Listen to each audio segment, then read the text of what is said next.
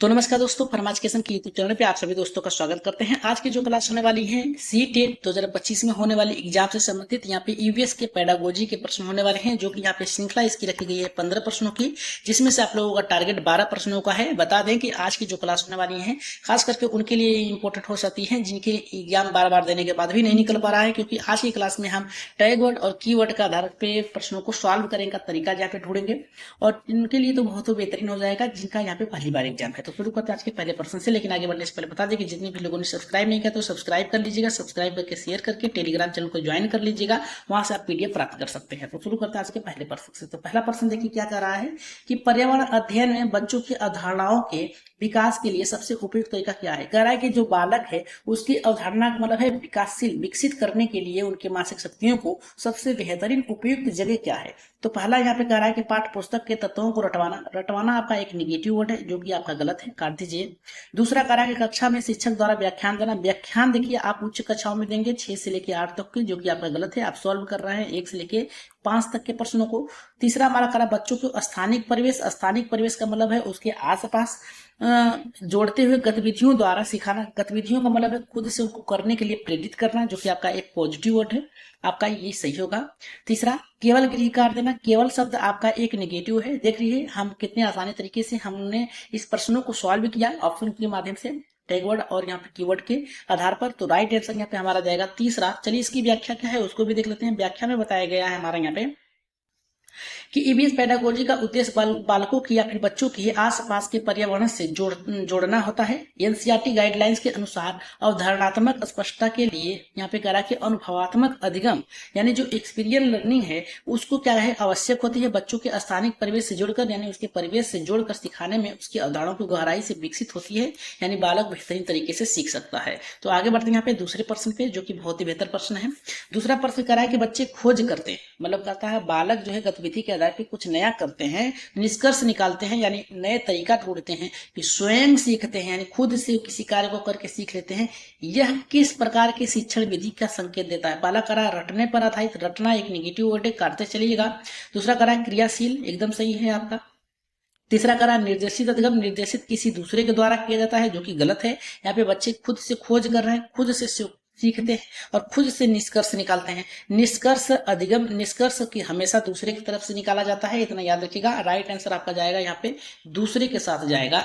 आगे बढ़ रहे हैं यहाँ पे इसकी व्याख्या क्या है, व्याख्या देख लेते हैं। व्याख्या के अंतर्गत बताया गया है क्रियाशील अधिगम जो होता है एक्टिविटी जो लर्निंग होती है, यहाँ पे बच्चे स्वयं अनुभव करते हैं, प्रश्न पूछते हैं, खोज करते हैं। ईवीएस शिक्षण का मूल तत्व है जहां शिक्षक केवल एक मार्गदर्शक होता है, याद रखिएगा।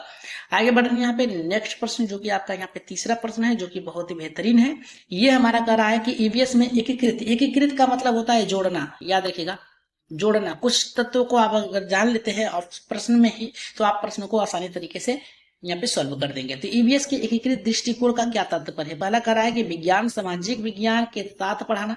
दूसरा कह रहा है कि केवल विज्ञान पर केंद्रित होना। यहाँ पे देखिए केवल शब्द दिया है जो कि आपका नेगेटिव है, काट दीजिएगा। तीसरा कह रहा है कि सामाजिक विज्ञान के तत्वों को रटवाना। रटवाना एक नेगेटिव वर्ड है, इसे भी आप काट सकते हैं। ठीक, यहाँ पे देखिए क्या कर रहा है, यहाँ पे कह रहा है कि विषयों को अलग अलग पढ़ाना। विषयों को अलग अलग नहीं पढ़ाना है, एक साथ पढ़ाना है। तो यहाँ पे देखिए तीसरे का जो होगा यहाँ पे विज्ञान का केंद्रित शिक्षा देना। विज्ञान और सामाजिक विज्ञान को एक साथ पढ़ाना। जोड़ना तो सही है, लेकिन यहाँ पे दृष्टिकोण का क्या तात्पर्य है। तो राइट आंसर यहाँ पे जाएगा ऑप्शन नंबर 1 और ऑप्शन नंबर यहाँ पे 2। ये दोनों ही सही है आपके, ठीक, ये दोनों ही सही है यहाँ पे, क्योंकि केवल शब्द दिया है तो इसका मतलब ये है कि किसी एक पर बात दे रहा है। यहाँ पे ऑप्शन नंबर 1 और 2 दोनों सही हैं। आप लोग बताइएगा कि कौन सा सही इसमें है। आगे बढ़ रहे हैं यहाँ पे देखिए बी ऑप्शन दिया है, दूसरा दिया है। यहाँ पे अगर स्थानीय संदर्भ में बच्चों की वास्तविक जीवन की स्थितियों के साथ शिक्षा को जोड़ते सहायता मिलती है, जोड़ने की सहायता मिलती है, इससे गहरे तत्व अर्थ को समझ का विकास होता है। आगे बढ़ते हैं यहाँ पे चौथे प्रश्न पे, जो कि बहुत ही बेहतरीन है। चौथा प्रश्न हमारा ये कह रहा है कि ईवीएस की कक्षा में खोज परक प्रश्न पूछने का उद्देश्य क्या है, मतलब खोज करने करके सीखने पर बल देने वाला प्रश्न कौन सा है। तो पहला यहाँ पे कह रहा है बच्चों को भ्रमित करना। भ्रमित नहीं करना है, ये गलत ऑप्शन है। दूसरा कह रहा है बच्चों को चुप कराना। चुप नहीं करा सकते हैं आप। अगर बालक एग्रेसिव है, किसी कार्य को करने में आपको उत्सुकता दिखा रहा है, तो उसे और भी करने के लिए प्रेरित करना चाहिए। तीसरा हमारा कह रहा है बच्चों के सोचने की क्षमता का विकास, एकदम सही है। राइट आंसर, किस प्रकार से बालक सोच रहा है, एकदम सही है। यहाँ पे कह रहा है पाठ्य पुस्तक को हटाना, देखिए पाठ्य पुस्तक को हटा देंगे तो गतिविधि आधारित शिक्षण अधिगम नहीं दे पाएंगे, तो ऑप्शन नंबर यहाँ पे तीसरा एकदम सही होगा। आगे बढ़ रहे हैं यहाँ पे, इसकी व्याख्या क्या है उसको देख लेते हैं। व्याख्या में बताया गया है कि खोज परख जो प्रश्न होते हैं, हायर ऑर्डर थिंकिंग स्किल जो होते हैं, हॉट जो होते हैं, को प्रोत्साहित करते हैं। इससे बच्चे केवल तथ्यों को नहीं याद करते बल्कि उसका विश्लेषण भी करते हैं कि आखिर ये हुआ कैसे है। अगर हम अगले प्रश्न पे अगर आगे बढ़ें तो अगला प्रश्न हमारे यहाँ पे 5वां है। ये करा एनसीईआरटी की दृष्टि से स्थानिक संदर्भ का उपयोग ईवीएस शिक्षण में क्यों आवश्यक। स्थानिक संदर्भ होता है उसके आसपास की गतिविधियों को जोड़कर बढ़ाना, इतना याद रखिएगा। पहला देखिए हमारा कह रहा है पाठ्य पुस्तक की जगह लेने के लिए कह रहा। किसी भी कार्य को करते समय आप याद रखिएगा, अगर गतिविधि आधारित है, याद रखिएगा स्थानिक संदर्भ है, तो उसमें आप क्या करते हैं, एनसीईआरटी के माध्यम से जब सॉल्व करते हैं तो उसमें पाठ्य पुस्तक को जो है बगल में रखेंगे, सबसे केंद्र में रखेंगे अनुभव को, बच्चों को। तो पाठ्य पुस्तक की जगह लेने के लिए गलत है, बच्चों के अनुभव से जोड़ने के लिए एकदम सही है। क्योंकि स्थान में बालक, देखिए यहाँ पे क्या कहा है, स्थानीय संदर्भ का मतलब परिवेश में बालक रहेगा, तो उसके आधार पर अगर आप उसको गतिविधि आधारित शिक्षण देंगे तो बालक अच्छे तरीके से सीखेगा। शिक्षकों के लिए सुविधा होता है, शिक्षकों के लिए नहीं, यहाँ पे छात्र की बात किया है। समय बचाने का एक माध्यम होता नहीं, अगर आपको 6 बजे तक पढ़ना है तो 6 ही बजे तक आप पढ़ेंगे। तो राइट आंसर ऑप्शन नंबर यहाँ पे तीसरा एकदम सही होगा। अगर हम बात करें यहाँ पे व्याख्यान की, व्याख्यान में बताया गया है स्थानिक संदर्भ के से बच्चों की वास्तविक जीवन की स्थितियों में शिक्षा को जोड़ने में सहायता मिलती है, जिससे गहरे अर्थ और समझ विकसित होता है बालकों में, ताकि बालक आसानी तरीके से सीख सके। अगर हम बात करें छठे प्रश्न की, तो छठा प्रश्न हमारा ये कह रहा है कि एक शिक्षक बच्चों को बगीचे में ले जाता है और पौधों की विभिन्न किस्में दिखाता है या फिर सिखाता है। यह किस अधिगम विधि का उदाहरण है। पहला करा कि मौखिक विधि, दूसरा करा कि आउटडोर लर्निंग, तीसरा करा के रटने की प्रक्रिया है, चौथा करा है गृह कार्य। तो इतना याद रखिएगा आप लोग। तो गृह कार्य तो आपका गलत होगा, रटना आपका गलत होगा, आउट लर्निंग होगा आपका राइट आंसर। मौखिक तो होगा ये उच्च कक्षाओं के लिए 6 से लेकर 8 तक बचा आपका दूसरा आउट लर्निंग होगा। क्योंकि आप विद्यालय से बाहर ले जाके कोई गतिविधियां करा रहे हैं। आप विद्यालय में अगर पर्यावरण की कोई पुस्तक है उसे पढ़ाना है, पर्यावरण पेड़ को पढ़ाना है, तो आप ये विद्यालय है, विद्यालय से आप बाहर निकलेंगे, ठीक, आप विद्यालय से बाहर निकलेंगे और बच्चों को साथ में लेकर आप इस पेड़ के बारे में बताएंगे। तो ये आउट लर्निंग हो गया। आगे बढ़ते हैं, यहाँ पे नेक्स्ट प्रश्न है, लेकिन उससे पहले व्याख्यान है। व्याख्यान बताया गया है कि यहाँ पे बाहरी पर्यावरण से में जाकर सीखना ये फील्ड बेस्ड लर्निंग होगा कहलाता है। यह बच्चों की जिज्ञासा और पर्यावरण की समझ को विकसित करता है। अगर हम आगे बढ़े नेक्स्ट प्रश्न पे, जो कि बहुत ही बेहतरीन है, 7वां प्रश्न ये करा ईवीएस के शिक्षण में चित्रों और नक्शों का मॉडल का प्रयोग किस लिए किया जाता है। पहला करा सजावट के लिए, जो कि गलत है। बच्चों को ध्यान आकर्षित करने के लिए, गलत है। अवधारणाओं को स्पष्ट करने के लिए, एकदम बेहतर है। मान लीजिए अगर आप चित्रों का प्रयोग कर रहे हैं, इसमें किसी धार्मिक स्थल का है, धार्मिक स्थल का चित्र बना है, मंदिर बना है या फिर मस्जिद बना है, तो आप क्या करेंगे, बच्चों को ले जाएंगे, दिखाएंगे, तो बालक को बताएंगे कि ये देखिए मंदिर है। आप कहेंगे कि ये अरोरा का मंदिर है, आप कहेंगे सूर्य मंदिर है, यहाँ पे इस तरीके से दिखाएंगे तो बालक देखेगा, समझेगा, फिर किताब में पढ़ेगा तो उसे ज्ञान को स्पष्टता मिलेगी, यानी उसे ये पता चलेगा कि हमने ये देखा है और ये बहुत ही अच्छा है और इसके बाद महत्व क्या है, ये कब बना है, किस लिए बना था, ये सब उसके दिमाग में फिट हो जाएगा। तो राइट आंसर यहाँ पे जाएगा तीसरे के साथ जाएगा। आगे बढ़ते हैं। यहाँ पे आगे बढ़ने से पहले बता दें कि आज की क्लास अगर बेहतर लग रही है तो सब्सक्राइब जरूर करिएगा, चैनल को शेयर कर दीजिएगा। करा विजुअल एड्स बच्चों को अमूर्त अवधारणाओं को समझने में मदद करते हैं। एनसीईआरटी के रूप में ईवीएस शिक्षण में इसका प्रयोग सुझाता है। अगर हम बात करें यहाँ पे 8वें प्रश्न की, तो 8वां प्रश्न बहुत ही बेहतर है। ये करा पर्यावरण शिक्षण में सहज ज्ञान, यहाँ पे करा है कि इंट्यूटिव नॉलेज जो है इसका क्या स्थान है। तो पहला करा है कि महत्वहीन होता है। महत्वहीन का मतलब क्या होता है कि इसका कोई भी महत्व न हो, ये आपका गलत है। दूसरा करा बच्चों के पूर्व ज्ञान को बाधित नहीं करना है, जागृत करना है, नई अवधारणाओं की नींव को बनाता है, एकदम राइट आंसर है। ऑप्शन नंबर यहाँ पे तीसरा एकदम सही होगा। केवल शब्द दिया है, नेगेटिव वर्ड है, काट दीजिएगा, आपका राइट आंसर जाएगा आपका तीसरे के साथ जाएगा। अगर हम बात करें व्याख्या की, तो व्याख्या में ये बताया गया है कि बच्चों के पास अपने अनुभव अर्जित पूर्व ज्ञान होता है जो सिखाने की प्रक्रिया में सहायक होते हैं। ईवीएस के निर्माणवाद दृष्टिकोण यहाँ पे कराएगा कंक्रीट जो होता है, या फिर कह सकते हैं जो यहाँ पे न्यू चीज में होता है, या फिर कह सकते हैं कि जो गतिविधियां हैं उसके आधार पे बालक सीखता है। आगे बढ़ते हैं यहाँ पे नेक्स्ट प्रश्न पे, जो कि बहुत ही बेहतरीन है। ये आपका 9वां प्रश्न है। ये करा ईवीएस की कक्षा में समूह गतिविधि का प्राथमिक उद्देश्य क्या है। इसका आंसर आप लोग कमेंट बॉक्स में दीजिएगा। और बताइएगा कि 9वें का आंसर क्या है। 9वें का आंसर आप लोग कमेंट बॉक्स में दीजिएगा। कह रहा है कि ईवीएस की कक्षा में समूह गतिविधियों का प्राथमिक उद्देश्य क्या है, यानी प्रथम उद्देश्य क्या है। 1 से लेकर 5 तक की कक्षाओं में आपके प्रथम उद्देश्य क्या, प्राथमिक का मतलब होता है प्रथम। कह रहा बच्चों को व्यस्त रखना, करा कि समय बिताना, सहकारी अधिगम को बढ़ावा देना, और करा कि गृह कार्य आसान बनाना। तो राइट आंसर यहाँ पे ऑप्शन नंबर 1, 2, 3 या फिर 4 कौन सा सही होगा आप लोग कमेंट बॉक्स में जरूर बताइएगा। और आगे बढ़ते हैं यहाँ पे नेक्स्ट प्रश्न पे, जो कि आपका 10वां प्रश्न है। 10वां प्रश्न हमारा ये करा है कि ईवीएस के पाठों में कहानी विधि का उपयोग क्यों किया जाता है। तो पहला करा है बच्चों को मनोरंजन देने के लिए, दूसरा करा है कि शिक्षक की बातें लंबी करने के लिए, तीसरा करा है कठिन अवधारणा को सरल बनाने के लिए, चौथा करा है कि समय व्यतीत करने के लिए। अब देखिए इसको हम टैग वर्ड के आधार पर और कीवर्ड के आधार पर किस प्रकार से सॉल्व करते हैं। तो यहाँ पे देखिए 10वां क्या करा है कि ईवीएस के पाठ्य पुस्तक में कहानी गतिविधि का प्रयोग क्यों किया जाता है। बच्चों को मनोरंजन देने के लिए नहीं होता है, गलत है। यहाँ पे करा है कि शिक्षक की बातें लंबी, देखिए यहाँ पे आप बालकों को पढ़ा रहे हैं तो ये भी गलत है। कठिन अवधारणाओं को सरल बनाने के लिए आप कहानी के माध्यम से आपसे छोटा कर सकते हैं, यहाँ पे रोचक बना सकते हैं। तो राइट आंसर ऑप्शन नंबर यहाँ पे तीसरा सही होगा। समय व्यतीत करने के लिए नहीं होगा, राइट आंसर ऑप्शन नंबर 3 एकदम सही होगा। अगर व्याख्या की बात करें, व्याख्या के में बताया गया है कि कहानी बच्चों के भावनात्मक जुड़ाव और समझ को गहरी बनाती है, यह शिक्षण के जीवन की अर्थपूर्ण बनाता है। लास्ट में आप लोगों को कुछ कीवर्ड रखे गए हैं जो कि आप लोगों को देखना है किस प्रकार से प्रश्नों को उससे सॉल्व किया जाता है और क्या क्या याद में रखना है, ये आप लोगों को लास्ट में पता चलेगा।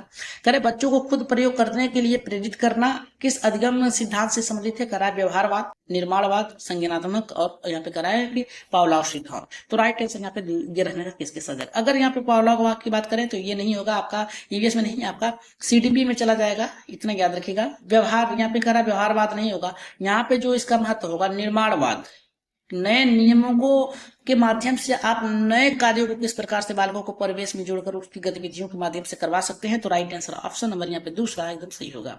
अगर हम बात करें इसकी व्याख्या की, तो व्याख्या में बताएगा यहाँ पे निर्माणवाद दृष्टिकोण में बच्चों के पूर्व ज्ञान निर्माण माना जाता है, इसे प्रयोग करने देखने और निष्कर्ष निकालने के लिए स्वतंत्र कर देना चाहिए। अगर हम बात करें 12वें प्रश्न की, तो 12 का प्रश्न करा पर्यावरण अध्ययन में मूल्य शिक्षा किस प्रकार का समाहित है। तो पहला करा है कि अलग विषय के रूप में, गलत है। करा केवल धार्मिक संदर्भों के लिए, ये भी आपका गलत है, केवल शब्द दिया है। पाठों की सामग्री और गतिविधियों के माध्यम से होनी चाहिए, एकदम सही है। ऑप्शन नंबर यहाँ पे तीसरा सही होगा। करा परीक्षा में प्रश्न पूछने के लिए, परीक्षा तो कोई भी हो इसमें प्रश्न पूछा ही जाएगा, लेकिन यहाँ पे पाठों की सामग्री गतिविधियों से प्रश्न जोड़कर होना चाहिए। अगर व्याख्या की बात करें तो व्याख्या में बताया गया है कि ईवीएस के पाठों में जैसे जल तो कल है, जल है तो कल है, यानी आज अगर जल को बचा लिया तो कल आपका जीवन उच्चतम हो गया, आपकी आने वाली पीढ़ी एकदम सही से रहेंगे। पेड़ों की कहानी, आदि में नैतिकता, पर्यावरण मूल्य अंतर्निहित, ऐसे जैसे कहानियों को बताना चाहिए ताकि बालक उसे सीख सके। अगर 13वें प्रश्न की बात करें तो 13 में ये बताया गया कि एक बच्चा पौधों को पानी देते हुए कहता है ये भी प्यासे होते हैं, ये किस प्रकार की सोच का उदाहरण है। वैज्ञानिक सोच, मानवकृत करण और औपचारिक या फिर तार्किक। तो राइट आंसर यहाँ पे 13वें का किसके साथ जाएगा। अगर 13 की बात करें तो मानवीकरण, क्योंकि वो अपने भावात्मक तरीके से सोच रहा है, बता रहा है। तो ऑप्शन नंबर यहाँ पे दूसरा सही होगा। अगर हम बात करें इसकी व्याख्या की, तो व्याख्या में ये बताया गया है कि बच्चों में स्वाभाविक रूप से वस्तुओं को जीवन मानने की प्रवृत्ति होती है, क्योंकि 1 से लेकर 5 तक के जो बालक होते हैं उनमें जीववाद की अधिकता होती है, जिसमें मानवीकरण कहलाता है और प्रारंभिक सोच को यहाँ पे समान चरण पर ले जाता है। अगर हम बात करें यहाँ पे 14वें प्रश्न की, तो 14 का प्रश्न ये करा कि कक्षा 5 में ईवीएस पाठ्य पुस्तक विविध राज्यों के भोजन, पोशाक, भाषाओं का उल्लेख किस उद्देश्य के लिए किया जाता है, ताकि वो देखिए बालक उनकी भाषाओं को, उसके रहन सहन, उसके खान पान के बारे में जान सके। बच्चों को भ्रमित करने के लिए नहीं होगा, गलत है। विविध एकता और समझ को विकसित करने के लिए, सही बात है। कि किस प्रकार से सभी लोग रहते हैं, किस प्रकार से मिलजुल कर रहते हैं, उनकी भाषा क्या है, उनकी बोलचाल क्या है, उनकी खान पान क्या है, उनके रहन सहन कैसे, इसको जानता है। तो ऑप्शन नंबर यहाँ पे राइट आंसर होगा यहाँ पे दूसरा। तीसरा करा कठिन शब्दों को रटवाना एक नेगेटिव वर्ड है। करा कि परीक्षा की तैयारी करवाना, आप कोई भी सब्जेक्ट तैयारी कर रहे हैं तो उसका एग्जाम होगा, लेकिन ये गलत है, नेगेटिव वर्ड है। राइट आंसर ऑप्शन नंबर यहाँ पे दूसरा सही होगा। अगर हम बात करें इसकी व्याख्या की, तो व्याख्या में बताया गया कि एनसीईआरटी ईवीएस की पाठ्यपुस्तक में भारत विभिन्न सांस्कृतिक विशेषताओं को उजागर करना, बच्चों के समावेशित या फिर समावेशिकता की भावना को विकसित कर रहा है, किस प्रकार से सभी को मिलजुल कर रहना है। अगर आज की क्लास की लास्ट प्रश्न को बात करें, इसका आंसर आप लोग कमेंट बॉक्स में दीजिएगा। करा कि ईवीएस में मल्टी डिसिप्लिनरी दृष्टिकोण का क्या महत्व है। पहला करा कि केवल विज्ञान का महत्व देना, सभी विषयों को जोड़कर अधिगम करना, विषयों को अलग अलग रखना। चौथा करा कि सामाजिक ज्ञान को छोड़ देना। तो इसका राइट आंसर क्या होगा, पहला सही होगा, दूसरा, तीसरा या फिर चौथा। इसका आंसर आप लोग कहाँ देंगे, कमेंट बॉक्स में देंगे। कमेंट बॉक्स में दीजिएगा और बताइएगा कि आज की क्लास कैसी लगी। आज आप लोगों ने 15 में से कितने प्रश्न अपने से किया टैग वर्ड के आधार पे, 13 या फिर 12, बता दीजिएगा। और चलिए शुरू करते हैं आज की यहाँ पे कुछ महत्वपूर्ण टॉपिक्स जो कि आपको जानना बहुत जरूरी है। संक्षेप में कहें तो इसका उत्तर यही होगा, मतलब क्या है कि उस सही उत्तर की विशेषता क्या है। देखिए, बाल केंद्रित होनी चाहिए। सबसे पहले आप लोग ऑप्शन में देखिएगा बाल केंद्रित, उसके बाद अनुभव आधारित होनी चाहिए, स्थानिक संदर्भ से जोड़कर होनी चाहिए, एकीकृत विषय से जुड़कर होनी चाहिए, और क्या दर्शाता है कि किस प्रकार से होनी चाहिए। जैसे बाल केंद्रित होगा तो यहाँ पे सोचना समझना अनुभव होगा, अनुभव आधारित होगा तो प्रयोग सर्वेक्षण होगा, और इसके पास यहाँ पे आसपास की दुनिया होगी, स्थानिक संदर्भ से जुड़ा होगा तो आसपास होगा। एकीकृत होगा तो विज्ञान और समाज को जोड़कर होनी चाहिए। अगर नेक्स्ट टॉपिक की बात करें तो नेक्स्ट बताया कि अगर ऑप्शन में नैतिक मूल्यों पर आधारित ऑप्शन में पूछा है तो आपकी इसमें जिम्मेदारी और संवेदना आएगी। गतिविधि आधारित होगी तो यहाँ पे सीखने में भागीदारिता होगी। सहकारी अधिगम आएगा तो समूह कार्य संवाद आएगा। रचनात्मक आएगा तो निर्माण और कल्पना, इसको खोज लीजिएगा। अगर हम नेक्स्ट बात करें यहाँ पे प्रमुख विशेषता क्या है, तो गतिविधि आधारित अधिगम में समझ के साथ बच्चों को स्वयं अनुभव करने के लिए आपको खोजना है। अगर खोज आधारित अधिगम पूछा है अगर ऑप्शन में, तो प्रश्न में, तो आपको निष्कर्ष निकालने वाला स्वतंत्र रूप से होना चाहिए। समूह अधिगम अगर बात कर रहा है तो सहयोग और संवाद होना चाहिए। अगर नेक्स्ट की अगर हम बात करें यहाँ पे स्थानिक की, अगर स्थानिक दिया है तो बच्चों से अपनी दुनिया को जुड़ाव होना चाहिए, अगर ऑप्शन में होना चाहिए। दृश्य यहाँ पे सहायता अगर है तो आपको याद रखेगा चित्रों से नक्शों के माध्यम से स्पष्टता को होना चाहिए, खोजना है। एकीकृत अधिगम की बात करें तो विषयों को यहाँ पे समन्वयवाद यानी रचनात्मक तरीके से होनी चाहिए, जो कि बालक के लिए बहुत ही उपयोगी होगी और आपके लिए तो ये बहुत ही खास होने वाली है। इसकी पीडीएफ आप लोगों को चाहिए तो कमेंट बॉक्स में कमेंट करके आप लोग बता दीजिएगा, आपको जल्दी ही टेलीग्राम पे मिल जाएगी। तो आज की क्लास कैसी लगी एक बार कमेंट बॉक्स में जरूर बताइएगा, और जाते जाते 9वें का और 20वें 15वें का आंसर आप लोग कमेंट बॉक्स में जरूर बताइएगा।